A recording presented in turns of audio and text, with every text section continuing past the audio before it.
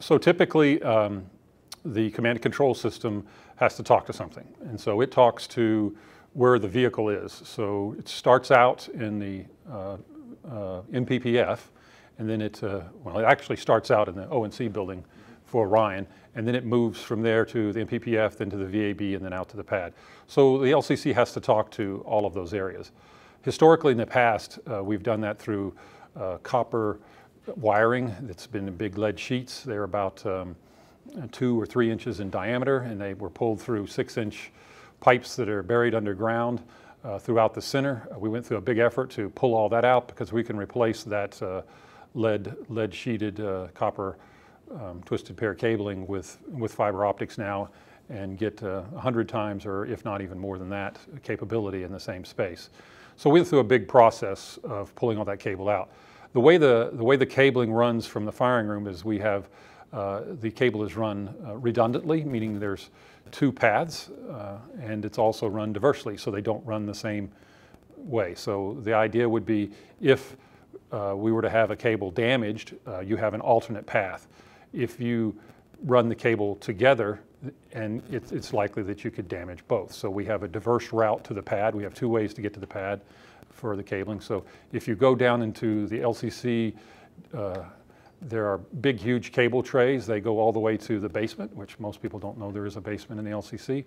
It looks like something out of an Aliens movie. There's cables all over the place, and they go through a wall that has these big old tube pipes, and they go out to the different areas, to the VAB, MPPF, and pad. So we can control all of those payloads, the payloads and the vehicle, wherever they're at, and talk to them and give commanding to them. And that's done through our cabling and our Kennedy ground control system, KGCS. So our command and control system is built to handle obviously hazardous conditions. It's got servers that are redundant, and we have so there's 2 backups. So if one of them fails, we can go over to the other system. We also have an emergency safing system that is independent of that can talk directly. So we basically have 3 routes there, and then we can also command it locally. So MPPF is a standalone facility that can work independent of the LCC, or we can operate it remotely. In some situations, you have to have crew in there in hazmat suits that walk around and do work to turn valves and things as we load fuels.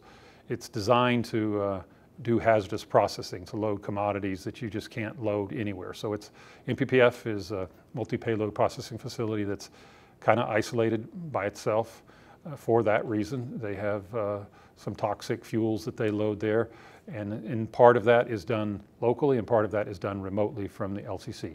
So the team in part would be in the LCC monitoring data always, and then there would be some people locally commanding, or in some cases we would do it remotely so that we don't risk personnel. Things like high pressure tanks and things that we can do slowly and don't need to have personnel there, we do remotely.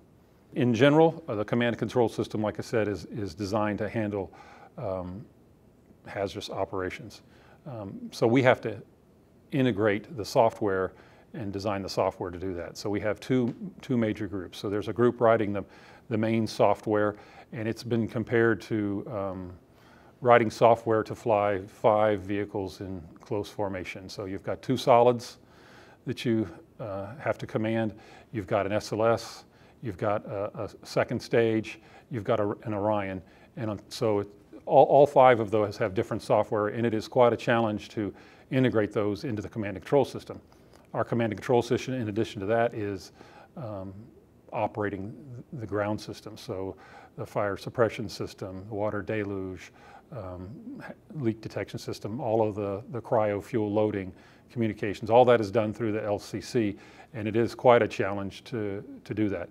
The other main area that we're doing is we're writing application pages. So we have a GFAS team that is writing all of the GUI or the software pages that they would work out on console.